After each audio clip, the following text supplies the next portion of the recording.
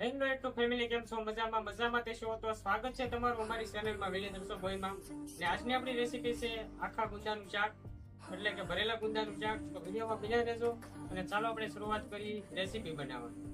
તો આપણે ભરેલા ગુંદાનું શાક બનાવવા માટે આપણે બધી વસ્તુ લઈ લીધી છે. તો આપણે ગુંદા તોડી નાખશું અને અંદરથી બીબા કાઢી નાખશું.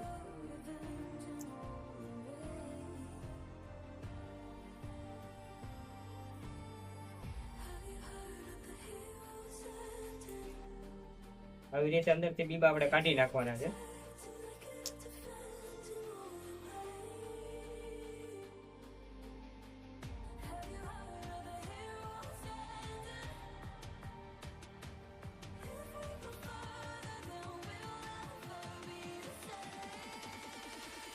ગુંદામાંથી આપણે એના બી એને અલગ કરી દેખા છે.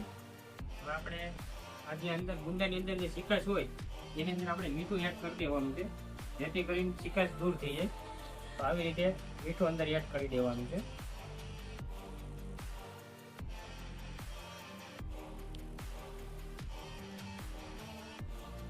આપણે ગુંદા છે ને નિમક વાળા કરી નાખ્યા છે.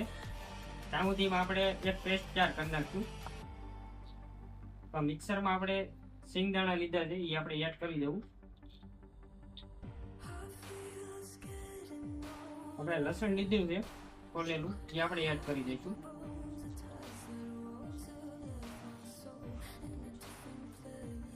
આપણે કાળા તલ લીધા છે, તમે સફેદ પણ લઈ શકો છો આમાં. તો આપણે થોડાક તલ એડ કરી દેવું. આપણે મિક્સ સવાણું લીધો છે, એ પણ આપણે એડ કરી દઈશું. તો આપણે મિક્સરમાં આનો ભૂકો કરી નાખશું.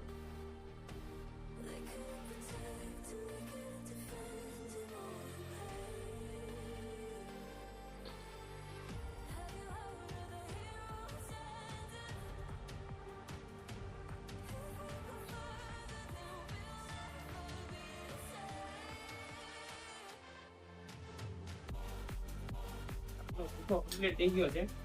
હવે આપણે ગુંદાને ધોઈ નાખશું છાશથી. આપણે 1 કપ જેટલી છાશ લીધી છે, એમાં આપણે થોડું પાણી એડ કરી દેવું.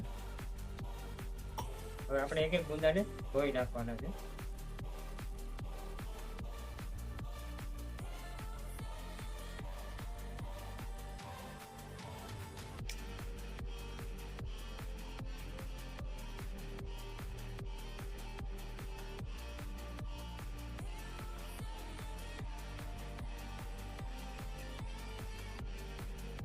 આપણી ગુંદા છાશ ની અંદર આપણે ધોઈ નાખ્યા છે. હવે આપણે જે આ મસાલો તૈયાર કર્યો છે એ હવે આપણે ગુંદાની અંદર ભરી લેવાનો છે. આવી રીતે તમે જોઈ શકો છો.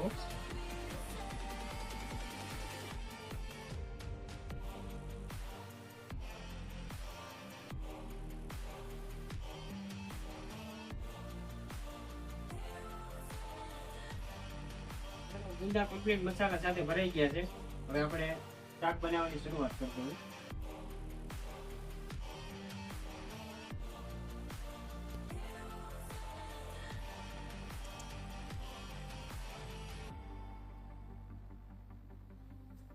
આપણે તેનો જરૂરિયાત પ્રમાણે તેલ એડ કરી દેવું.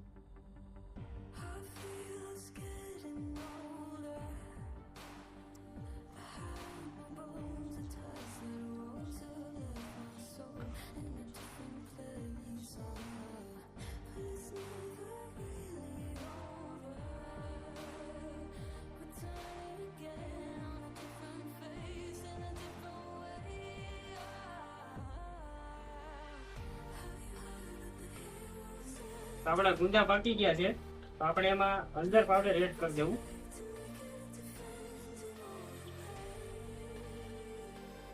કાશ્મીરી લાલ મરચું આપણે જરૂરિયાત પ્રમાણે એડ કરીશું. આપણે હિંગ લીધી છે, હિંગ એડ કરી દેવું.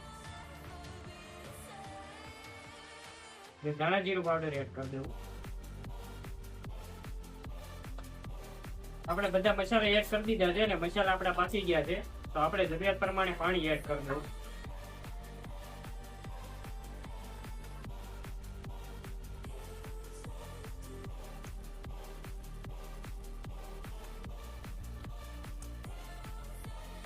તો ફાઇનલી મિત્રો આપણા ભરેલા ગુંદાનું શાક બનીને કમ્પ્લીટ થઈ ગયું છે, તમે જોઈ શકો છો.